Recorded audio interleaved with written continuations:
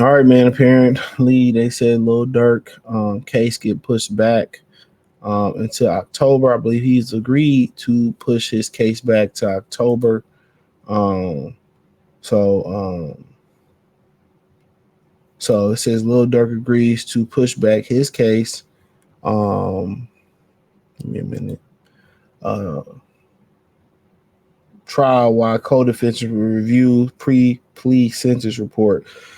I'm just gonna read it. Lil Durk's deletion for hire trial set is looking at a new set date on Thursday, Tuesday, December 31st. Even the rapper's defense team agreed to push the scheduled proceedings back to October 14th instead of originally proposed January 7th. So he could have started his trial as soon as January 7th.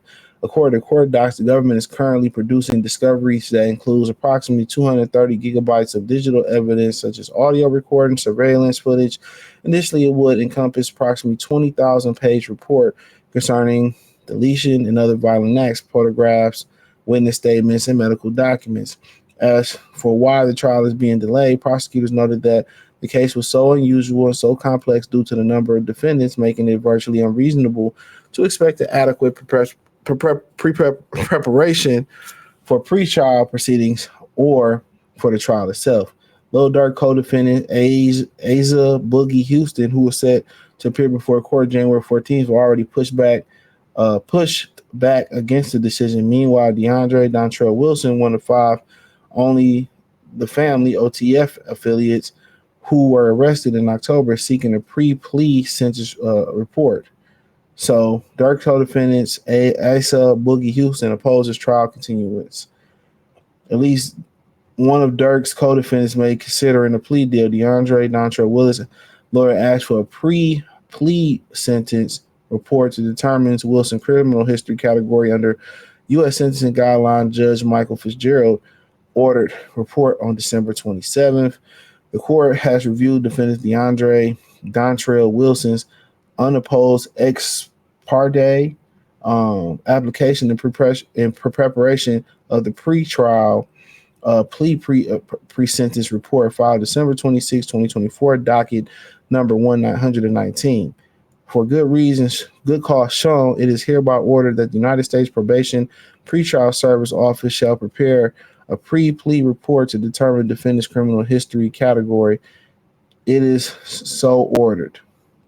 So the All My Life rapper was denied bond in December. His attorney offered to put $1 million in cash from Sony Music and another $2.3 million in-house equity. They also proposed to have the judge have him under 24-hour surveillance. However, Judge Patricia Donahue argued that there was no way to reasonably assure the safety of the community and that Lil Durk exercised a significant amount of control over others. I mean, you can control niggas from the jail too, though. But amongst the charges against Chicago native are conspiracy, use of the interstate facilities to commit a deletion for hire, resulting in the deletion and using and carrying discharge of firearms, including a machine gun, and furtherance of the crime of violence resulting in deletion.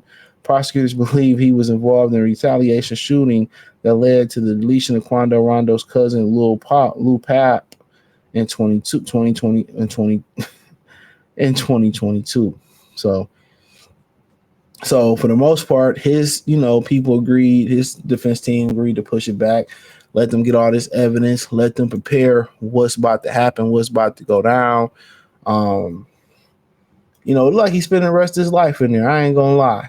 When the feds come get you, I think Young Thug was facing the locals, Atlanta. He's facing the locals in Atlanta. Durk is in a Fed case, so he may not get out. At least they gonna get some time out of him, and we see what type of defense they can come up with. I mean, it seemed like they were sloppy, but that's what they say. A lot of them character witnesses can get up there, and they could be some bull jive. A lot of them character witnesses can get up there, it'd be nothing. So you can poke holes in a lot of them people's story and all that. And the thing about it too, A lot of them, the witnesses that they get, a lot of them be sketchy. And out of one guy that they say this his man's that he bought a house for and gave some money, help beat this case, he coming out saying that he ain't snitching. Once the trial come, everybody gonna owe him an apology because he ain't tell on nobody. That's what he's saying. He's saying he ain't tell on nobody. That's exactly what he's saying. He said, I ain't even tell on nobody. Y'all gonna be apologizing. He said, y'all gonna be apologizing to me. I ain't telling nobody. That's what he said.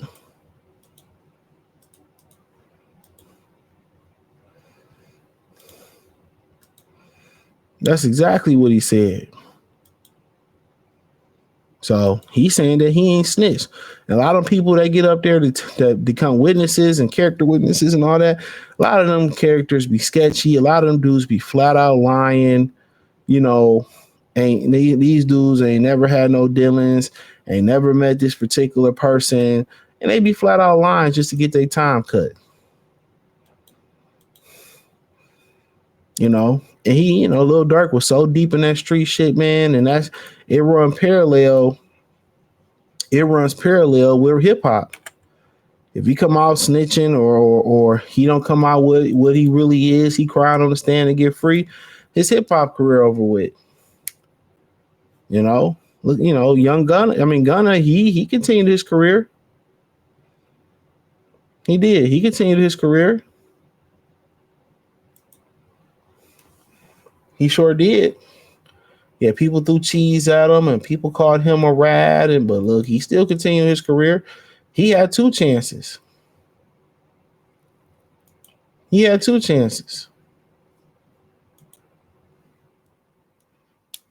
know, he was on the first 48 snitching, they said. I've seen a little clip of the episode.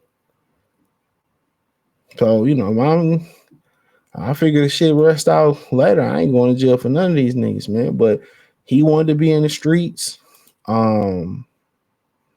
This is what he wanted.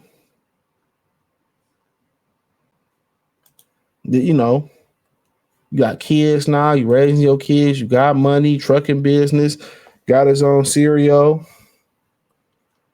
You know what I'm saying? And, you know, you can't leave that shit alone. That becomes your DNA. That becomes part of who you are. We be like, damn, that nigga should just leave that shit alone. But that becomes part of who you are. You can't shake it. It becomes part of your personality, part of your bloodline. You know, so, and then you got to think about it. He always got to look over your shoulder. For him to be, how old is his brother, his young brother?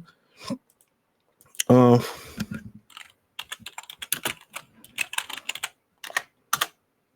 old is his young brother? 32 years old. At 32 years old, be 33 by the time his trial start, October 19th.